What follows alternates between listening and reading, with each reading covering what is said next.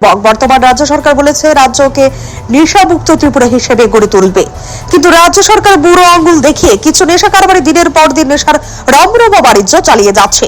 অনেক ক্ষেত্রে দেখা যায় ঘুষের বিনিময়ে পুলিশকে ম্যানেজ করে নেশা বাণিজ্য চালাতে সক্ষম নেশা কারবারিরা। এবার 5টি প্যাকেট থেকে মোট 13 কেজি গাঁজা উদ্ধার করতে সক্ষম শ্রীনগর থানার পুলিশ। শ্রীনগর থানার পুলিশের কাছে গোপন খবর ছিল কিশোর দেববর্মা নামে এক যুবক একটি বস্তায় করে শুকনো গাঁজা নিয়ে যাবে।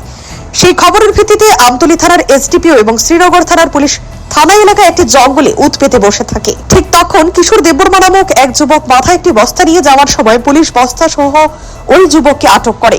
পরবর্তীতে ওই বস্তায় তল্লাশি চালিয়ে 5টি প্যাকেট থেকে মোট 13 কেজি গাঁজা উদ্ধার করে। পুলিশ সূত্রের খবর, জারুল বাছাই এলাকার অঞ্জলি দেববর্মার বাড়ি থেকে এই যুবক গাঁজাগুলি এনেছে। পুলিশ জানায় এই গাঁজা কারবারের সাথে আর কেউ জড়িত আছে কিনা সেই বিষয়ে তদন্ত করবে। খবর আছে কিছুক্ষণ আগে খবর আছে, পরে একটা খবর আছে যে একজন ছেলে কিশোর দেববর্মা নামে একটা ছেলে জারুল বাসা থেকে আনন্দনগরের দিকে মাথা এবং কাণ্ডে করে একটা বস্তা, সাদা বস্তা শুকনো গাঁজা নিয়ে আসতেছে জঙ্গল পথে।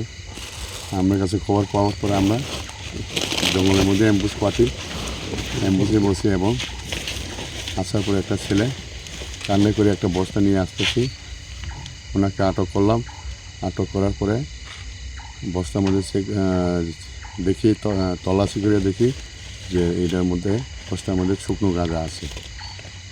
অনুমানিক কত টাকার হবে? এখন আমরা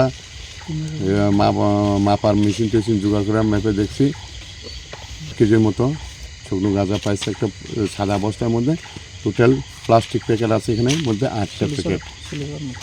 প্রায় সর্বমোট বাজার মূল্য হতে পারে কিশোর দেববর্মা নামক ছেলেকে আমরা আটক করতে পেরেছি।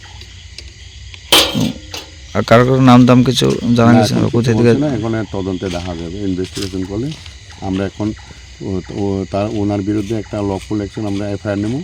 এফআইআর নেওয়ার পরে আমরা তদন্ত করুন, তদন্তের সময়। Bureau report, CNA TV. CNA TV, channel for news and entertainment.